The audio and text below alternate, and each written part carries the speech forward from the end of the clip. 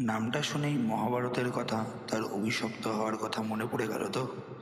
কিন্তু আসলে অশ্বত্থামা কে, তার পরিচয় কি, কেনই বা তাকে অভিশাপ দেওয়া হয়েছিল, জানবো আজ এই ভিডিওতে।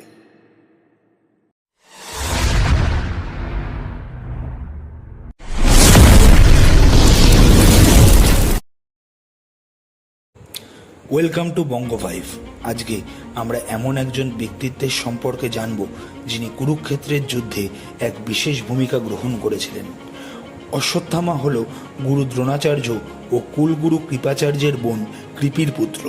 তিনি ছিলেন মহাভারতের অন্যতম গুরুত্বপূর্ণ চরিত্র। তিনি ঋষি ভরদ্বাজের নাতি ছিলেন। অশ্বত্থামা হস্তিনাপুরের শাসকদের অধীনস্থ হয়ে অহিচ্ছত্রকে রাজধানী করে পাঞ্চালের উত্তরাঞ্চল শাসন করেছিলেন। তিনি ছিলেন মহারথী, যিনি কুরুক্ষেত্রের যুদ্ধে পাণ্ডবদের বিরুদ্ধে কৌরবদের পক্ষ নিয়ে যুদ্ধ করেছিলেন। যুদ্ধে অশ্বত্থামার কথিত মৃত্যুর প্রতারণামূলক চক্রান্তের দ্বারা তার শোকার্ত পিতা দ্রোণকে বধ করা হয়। তিনি কুরুক্ষেত্রের যুদ্ধে কৌরবদের চূড়ান্ত সেনাপতি হিসাবে নিযুক্ত হন। পিতার মৃত্যুর শোক ও ক্রোধে কাবু হয়ে তিনি এক রাতের আক্রমণে পাণ্ডব শিবিরে উপস্থিত হন এবং পাণ্ডবদের বাদ দিয়ে বাকি সমস্ত যোদ্ধাদের বধ করেন। তিনি মহাভারতের সবচেয়ে বিশিষ্ট যোদ্ধাদের মধ্যে একজন ছিলেন।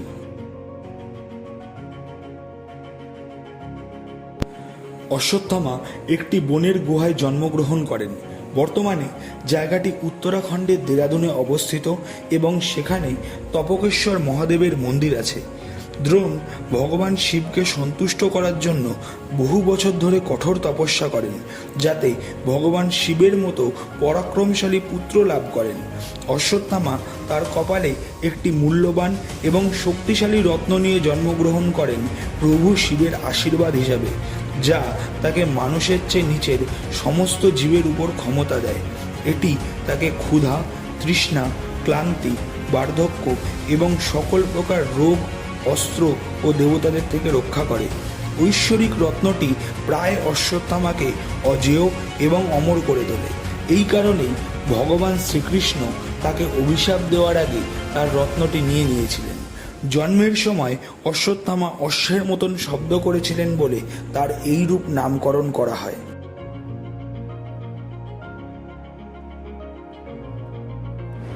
অশ্বত্থামার পিতা গুরু দ্রোণ ছিলেন একজন ব্রাহ্মণ হয়েও তিনি ক্ষত্রিয়ের মতো যুদ্ধবিদ্যায় পারদর্শী ছিলেন। তিনি তার যুদ্ধ শিক্ষা শেখেন তার পিতা ভরদ্বাজ মুনির কাছ থেকে।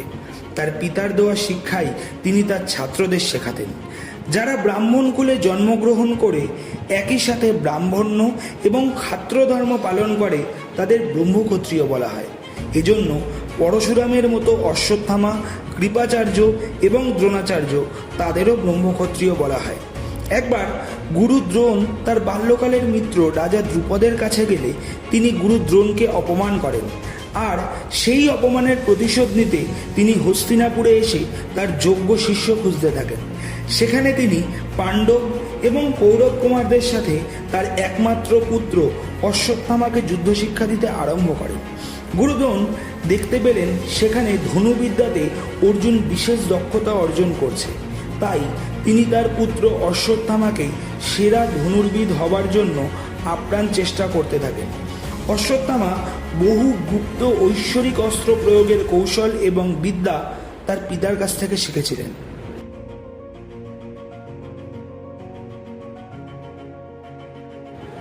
কুরুক্ষেত্রের যুদ্ধে অশ্বত্থামা কৌরবদের পক্ষ অবলম্বন করেন, আর তার পিতা গুরু দ্রোণ তার ছেলে অশ্বত্থামার স্নেহের কারণে কৌরবদের পক্ষে থাকেন। এই কুরুক্ষেত্রের যুদ্ধে অশ্বত্থামার বিশেষ অবদান রয়েছে। তিনি পাণ্ডবদের বহু সেনা হত্যা করেন। তাকে বধ করা প্রায় অসম্ভব হয়ে পড়ে। কুরুক্ষেত্রের যুদ্ধে দ্রোণাচার্য অপ্রতিরোধ্য হয়ে উঠলে দ্রোণকে বধ করার জন্য পাণ্ডবগণ শ্রীকৃষ্ণের সাথে পরামর্শ করেন, আর তখন শ্রীকৃষ্ণ পাণ্ডবদের বলেন, কোনোভাবে যদি গুরু দ্রোণের কানে অশ্বত্থামার মৃত্যুর খবর পৌঁছানো যায় তাহলে সে সময় ধৃষ্টদ্যুম্ন তাকে হত্যা করবে। শ্রীকৃষ্ণের পরামর্শ মতো ভীম পাণ্ডব পক্ষের ইন্দ্রবর্মার অশ্বত্থামা নামক হাতিকে হত্যা করেন, আর সেখানে তখন উপস্থিত ছিলেন যুধিষ্ঠির। আর গুরু দ্রোণ একমাত্র যুধিষ্ঠিরের কথাকে বিশ্বাস করবেন। তাই যুধিষ্ঠির দ্রোণের উদ্দেশ্যে অশ্বত্থামা হত ইতি গজ বাক্য উচ্চারণ করেন, যার অর্থ অশ্বত্থামা নামক হাতি নিহত হয়েছে। ইতি গজ শব্দটি আসতে বলাতে দ্রোণাচার্য মনে করেন যে তার পুত্র অশ্বত্থামার মৃত্যু সংবাদ দেওয়া হয়েছে। এরপর দ্রোণাচার্য অস্ত্র ত্যাগ করলে ধৃষ্টদ্যুম্ন তাকে হত্যা করেন, আর তাতে অশ্বত্থামা ভীষণ শোক ও ক্রোধে কাবু হয়ে পড়েন।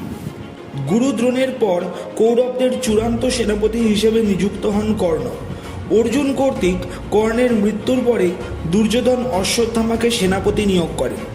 কুরুক্ষেত্রের যুদ্ধে যখন দুর্যোধন সহ কৌরবদের সবাই মারা যায়, তখন শেষ সময়ে এসে অশ্বত্থামা দুর্যোধনকে বলেন কি করলে দুর্যোধন মৃত্যুকালে খুশিতে মৃত্যুবরণ করতে পারবেন। আর তার উত্তরে দুর্যোধন বলেন তিনি পাণ্ডবদের বংশকে নিশ্চিহ্ন দেখতে চান। তার মিত্রের কথা রক্ষা করার জন্য অশ্বত্থামার সাথে সাথে পাণ্ডবদের শিবিরে গমন করেন। তার সাথে ছিলেন কৌরব পক্ষীয় জীবিত আর দুইজন, কৃপাচার্য ও কৃতবর্মা। রাত্রে অশ্বত্থামা দেখেন গাছের ডালে কাকের বাসাকে পেঁচা আক্রমণ করেছে। তিনি ঘুমন্ত অবস্থায় পাণ্ডবদের হত্যার ষড়যন্ত্র করেন। কৃপাচার্য আর কৃতবর্মা এই নিজ কাজে আপত্তি জানালেও অশ্বত্থামা শুনলেন না। আর কোনো উপায় না থাকায় তারা একসাথে শিবিরের দিকে যেতে শুরু করলেন। যখন অশ্বত্থামা সেখানে পৌঁছান, তখন তিনি ভগবান শিবের মুখোমুখি হন, যিনি পাণ্ডবদের শিবিরের পাহারা দিচ্ছিলেন একটি ভয়ঙ্কর ভূতের রূপ গ্রহণ করে। তাকে চিনতে না পেরে অশ্বত্থামা নির্ভয়ে তার সমস্ত শক্তিশালী অস্ত্র দিয়ে সেই ভয়ঙ্কর ভূতটিকে আক্রমণ করতে শুরু করেছিলেন, কিন্তু তিনি তার সামান্য ক্ষতিও করতে অক্ষম হন। এরপরে অশ্বত্থামা আগুনের গর্তে বসে ভগবান শিবের ধ্যান করতে শুরু করেন এবং অবশেষে তাকে মুগ্ধ করে তোলেন, যার পরে ভগবান শিব তার আসল রূপে অশ্বত্থামার সামনে উপস্থিত হন এবং তাকে একটি ঐশ্বরিক তরোয়াল প্রদান করেন এবং স্বয়ং অশ্বত্থামার দেহে প্রবেশ করে তাকে সম্পূর্ণরূপে অপ্রতিরোধ্য করে তোলেন। এরপর অশ্বত্থামা শিবিরে প্রবেশ করেন। শিবিরে গিয়ে ধৃষ্টদ্যুম্নকে দেখা মাত্র তাকে হত্যা করেন। এরপর অশ্বত্থামা দ্রৌপদীর 5 পুত্রকে শিখণ্ডী ও অন্যান্য পাণ্ডব বীরদের হত্যা করেন। বেশিরভাগ যোদ্ধা পাল্টা লড়াই করেছিলেন, তবে অশ্বত্থামা 11 জন রুদ্রের একজন হিসেবে তার সক্রিয় দক্ষতার কারণে ক্ষতিগ্রস্ত হলেন না। এই সময় পঞ্চপাণ্ডব এবং শ্রীকৃষ্ণ গঙ্গার তীরে অবস্থান করছিলেন।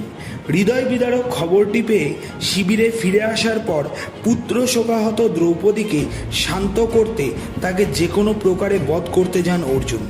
তাদের দেখে অশ্বত্থামা শক্তিশালী ব্রহ্মশির অস্ত্র প্রয়োগ করলে অর্জুন বাধ্য হন ব্রহ্মশির দিয়ে ব্রহ্মশির প্রতিরোধ করতে। বেদব্যাসের মধ্যস্থতায় বিপর্যয় নিবৃত্ত হয়, কিন্তু সেটা গিয়ে উত্তরার গর্ভে থাকা সন্তানের উপর পড়ে।